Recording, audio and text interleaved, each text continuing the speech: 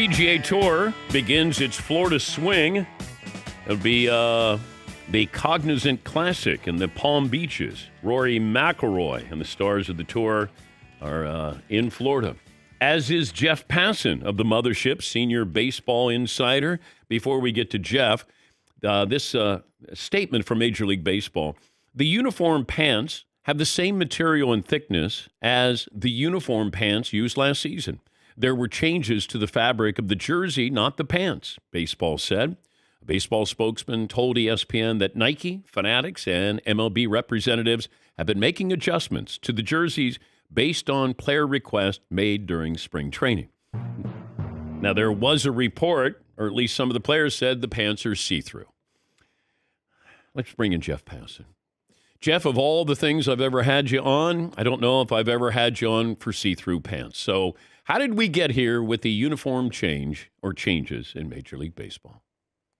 And I'm just hoping there's not see-through pants under your desk right there. I don't have pants on. Beauty. Major League Baseball can say all that it wants, that the material of the pants is the same, and that this is just a change in the fit of them or the ability to customize them. But the truth, like the only thing that matters is that we've seen things that we should not see this spring and that we have not seen in past springs. We have seen twig and berries, if you want to call it that, or wow. I mean, wow. Junk, however you want to put it. We done seen it so far, and that is the change from the past. That gives a whole new meaning to junk ball pitcher. So, okay, how did baseball not know that this was happening? When you go through a new manufacturing process, there are always errors that come out. And that, to me, is the most frustrating thing about this entire story.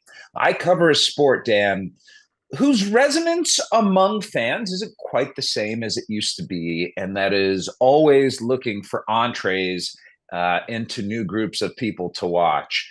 And if your marketing is, you can see our players' nether regions, something's not going right there. And the immediate reaction, the very simple reaction to this should not be, but wait, they were see-through in years past too, which is what Major League Baseball's trying to say right now, and which may be true.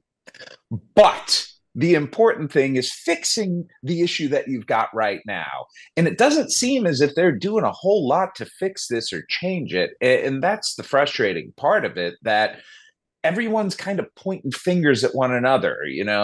Nike is the new manufacturer of the uniforms, and they're looking at Fanatics and saying, it's Fanatics that's doing it. And Fanatics is looking at Nike and saying, well, we're just going off the designs that they sent us. And you don't solve problems by pointing fingers.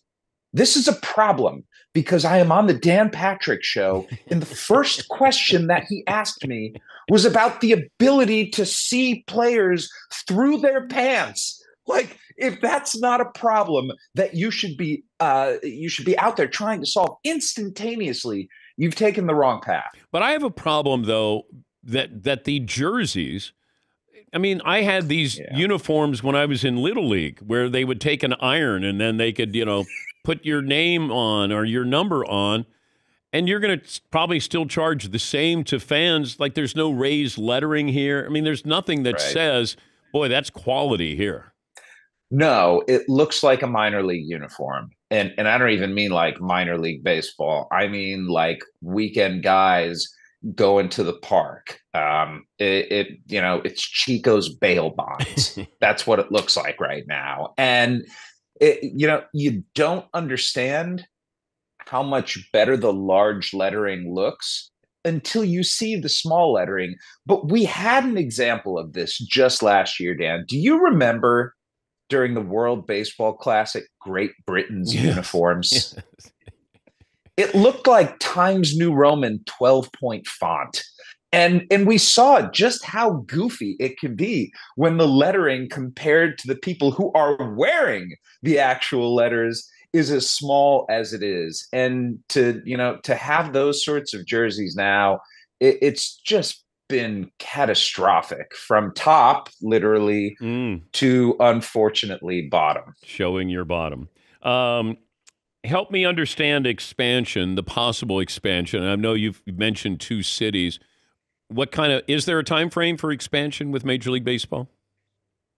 Yeah, but it's probably not until the end of this decade. So we're a while off here. And I think the process would probably be a little bit quicker because expansion fees are going to be obscene. We're talking $2+ billion, Dan, per franchise.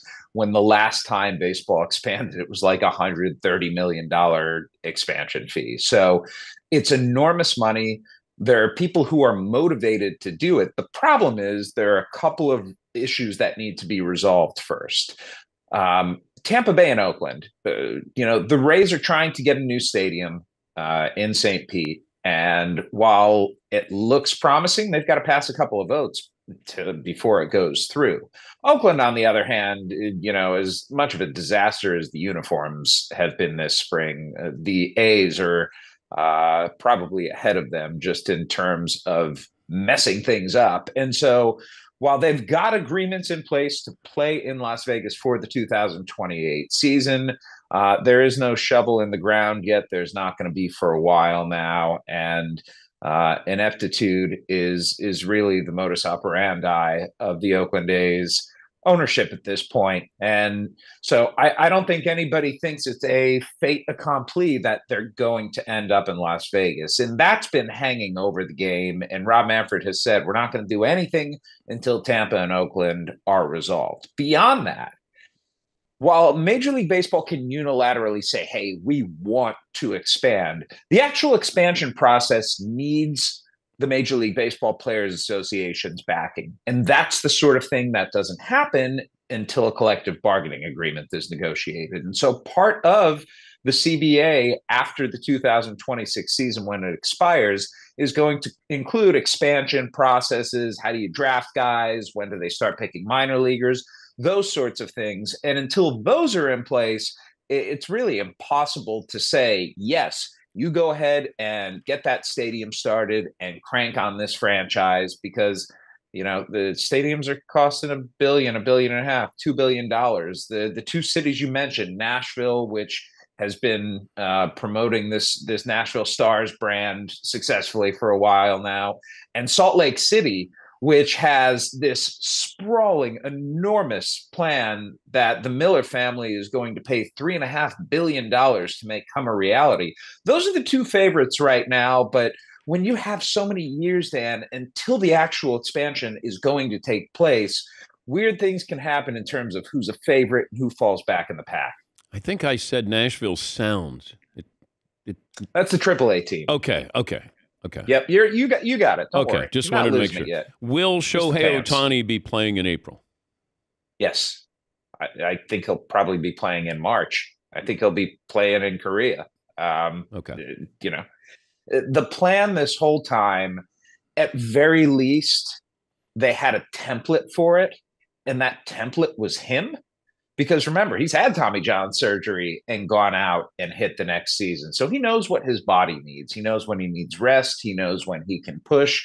He knows what he's feeling. All these things, when he's been taking live batting practice, he's looked like Shohei Ohtani. I was there for his first live BP, and he absolutely crushed a home run off of JP Fireisen. So he's going to be fine. I just think they're being very judicious about it because remember, you don't pay a guy $700 million coming off of, his second major elbow procedure unless you reasonably think he's going to be pitching again. And so while that's not going to be this season, the Dodgers want to do everything they can to ensure that when he comes back, he is the same quality pitcher that he was, or at least as close to that sort of pitcher that he was before he got hurt. Hopefully we won't be talking see-through clothes the next time I have you on. But it's hilarious to me. Like, it's kind of sad and it's a little embarrassing. And when people who aren't fans of baseball are texting you saying, "Hey, when did baseball turn into porn?" Like that's not sort of the thing that you're exactly excited about hearing, but I find it hilarious, and I will talk about sheer pants with you I anytime, like Dan that. Patrick. That is hot. Thank you, Jeff. Take it easy, buddy. That's Jeff Passan of the Mothership Baseball Insider. I don't know. Maybe it's a ratings ploy. That is hot. That is hot.